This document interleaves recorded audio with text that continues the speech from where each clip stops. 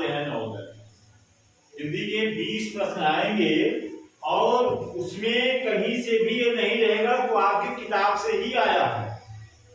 वो अपठित गद्य की तरह होते हैं। अपठित माने बिना पढ़ा हुआ। इस तरह से एक पैराग्राफ दे देगा और उस पैराग्राफ में से जो भी महत्वपूर्ण शब्द होंगे या महत्वपूर्ण बात होगी उसमें ये प्रश्न बनाएगा। प्रश्न बनाने के बाद 4 ऑप्शन देगा, ए, बी, सी, डी। अब आपको ये करना है, जब भी आप अपनी हिंदी की किताब पढ़ें या नवोदय गाइड से पढ़ें तो उसमें एक आप जैसे स्टोरी टाइप की, कहानी टाइप की पढ़ लेते हैं तो हर पैराग्राफ पे ये आप सोचिए कि इस पैराग्राफ में सबसे महत्वपूर्ण चीज क्या थी। वही जो महत्वपूर्ण चीज है वो आपका बनेगा, प्रश्न बनेगा। और अगर आप उसको सही तरीके से पढ़े हैं तो उसका उत्तर भी प्रश्न में रहेगा। जैसे यहाँ पे है, हम कितने क्वेश्चन बन सकते हैं। आप अगर कायदे से पढ़ेंगे तो जब आपको स्कूल से चला तो ठंडी हवाएं चल रही थी। अब इसमें आपका एक प्रश्न बन रहा था कि हवा कैसी चल रही थी, ठंडी हवाएं चल रही थी, ठंडी हवा चल रही थी। इसमें क्या पूछा हुआ है, अप्पू का स्कूल कहाँ पर था।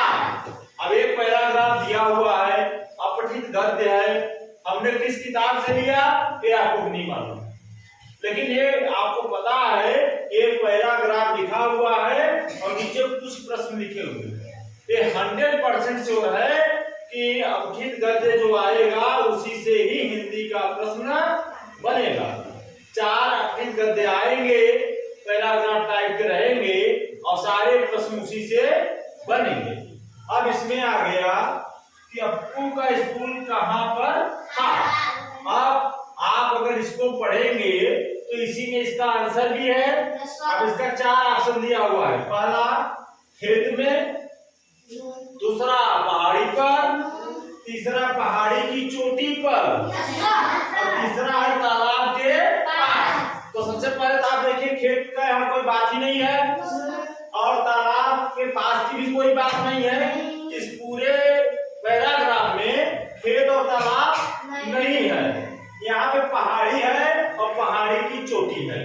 तब आप ध्यान से देखिए तो क्या रहा है, स्कूल पहाड़ी की चोटी पर था। अगर चोटी न लिखा होता तब कौन सा प्रश्न सही होता, ये सही होता, लेकिन ये लिखा हुआ है पहाड़ी की चोटी पर। आप ऐसे देखेंगे कि इसमें महत्वपूर्ण चीज क्या है, तो आप कौन सा ऑप्शन काला करोगे, सी वाला ऑप्शन आप काला करोगे। अब इसमें एक क्वेश्चन और बन सकता है, 5 क्वेश्चन बनेंगे हर पैराग्राफ से। अब इसमें है कि रास्ता, अब ये रास्ता लिखा हुआ है इसमें, घर पहुंचने के लिए भी उसे एक लंबा रास्ता पार करना था। अब पूछ लेगा रास्ता का पर्यायवाची बताओ आप। रास्ता का पर्यायवाची खुद दिया भी रहेगा, उसमें 4 पर्यायवाची दिए रहेंगे जिसमें से आपको एक छांट के सही जो होगा उसको लिखना पड़ेगा। तो रास्ता का पर्यायवाची कोई एक बताइए आप लोग। रास्ता का पर्यायवाची, हाँ पर्याय, हाँ वेरी गुड, सड़क। किसने बताया, ताली बजाओ उस लड़की के लिए, वेरी गुड, बहुत बढ़िया। एक रास्ता का पर्यायवाची आपका सड़क हो गया। और आप बता सकते हैं कोई, रोड तो अंग्रेजी हो गया बेटा, हिंदी में बताओ। चलो हम तुम्हारा रोड भी मान लेते हैं, और कुछ बताओ, और शुद्ध हिंदी में आ जाओ। पथ भी कहेंगे इसको, हाँ पथ क्या, पथिक कुशलता क्या, तो चलो पथ भी हो गया। और कुछ कहेंगे,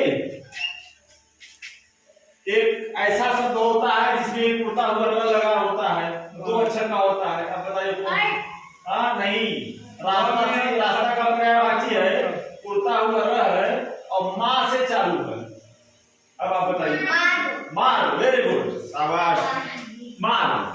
हम इसमें से पूछ लेगा इसका पर्यायवाची बताओ, आप इसमें पथ भी कह सकते हो और सकते हो। सड़क भी आएगा तो जो पर्यायवाची उसका बनेगा उसको आपको करना पड़ेगा।